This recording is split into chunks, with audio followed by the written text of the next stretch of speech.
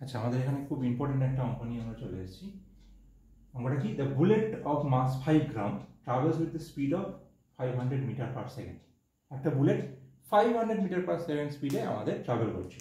It is penetrates a fixed target with offers constant resistive force of 100 newton to its motion of the bullet. তাহলে এখানে ধরো একটা fixed target আছে, সেই fixed টার্গেটটা ও যখন বুলেটটা ঢুকছে তখনই ওকে 1000 নিউটন করে ফোর্স দিচ্ছে, রেজিস্টিভ ফোর্স দিচ্ছে, মানে রেজিস্টিভ মানে বাধা দিচ্ছে, ওকে ঢুকতে দেবে না, ওখানে বাধা দিচ্ছে।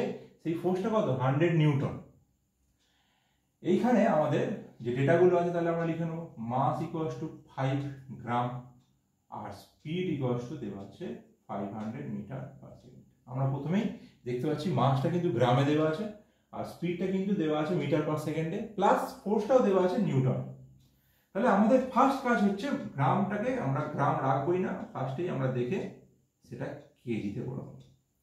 তাহলে আমাদের কি হচ্ছে? Find the initial kinetic energy of the bullet. তাহলে initial kinetic energy bullet of the বের করা তো খুবই সোজা, যে আমাদের হাফ mv স্কয়ার, তাহলে হাফ ইনটু 5/1000 ইনটু 500 এর স্কয়ার, তাহলে দুবার 500 লিখে নেব।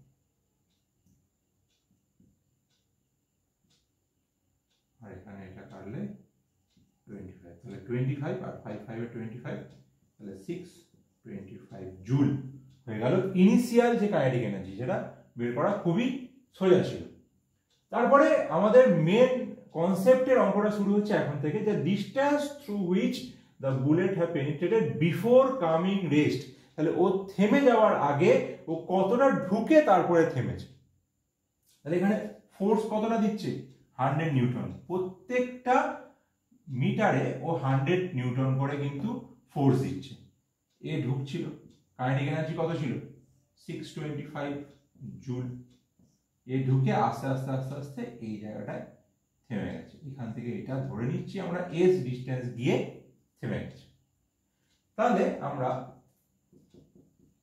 কি জানি যে ওয়ার্ক ইকুয়ালস টু কি? এনার্জি। এখানে আমাদের ফোর্স জানা আছে, এসটা জানা নেই। তাহলে এখানে আমরা এনার্জি কত ছিল? 625, 625। 625টা পুরোটা শেষ হয়ে যাচ্ছে, তাই তো? পুরোটা শেষ হয়ে যাচ্ছে বলেই তো থেমে যাচ্ছে।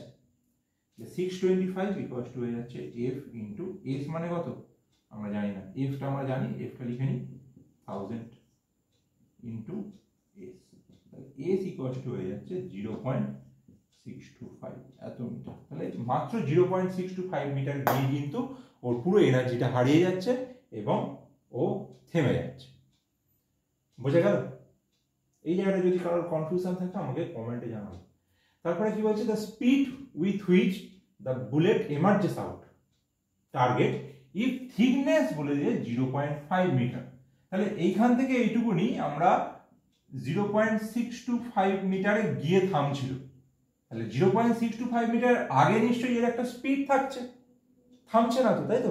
625 মিটারে গিয়ে থামছে, 0.625 মিটারে গিয়ে থামছে। তাহলে 0.625 এর থেকে আগে মানে কি? 0.5 তো 0.625 এর থেকে কম।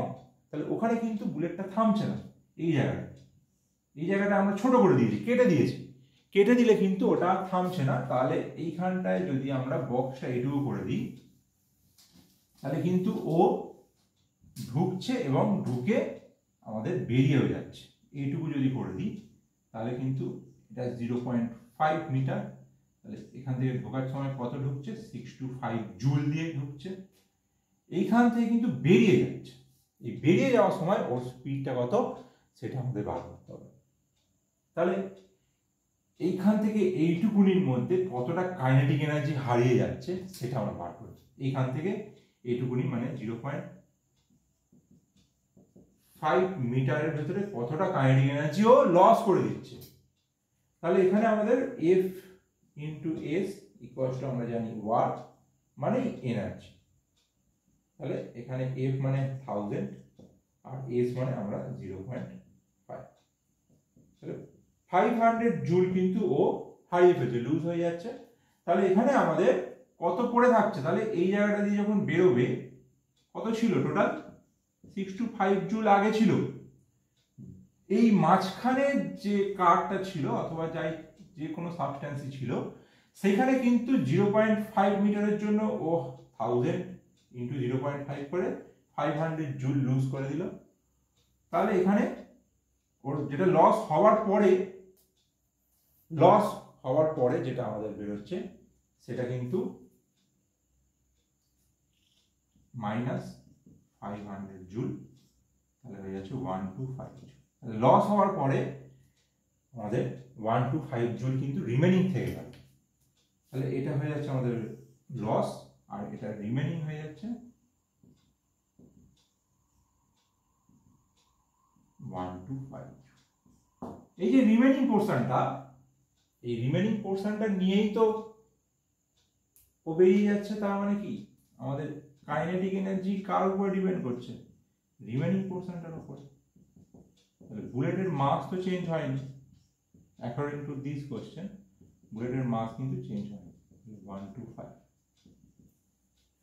তাহলে ভি স্কয়ার ইকুয়ালস টু হয়ে যাচ্ছে 125 ইন্টু 1000 ইন্টু 2/5 25।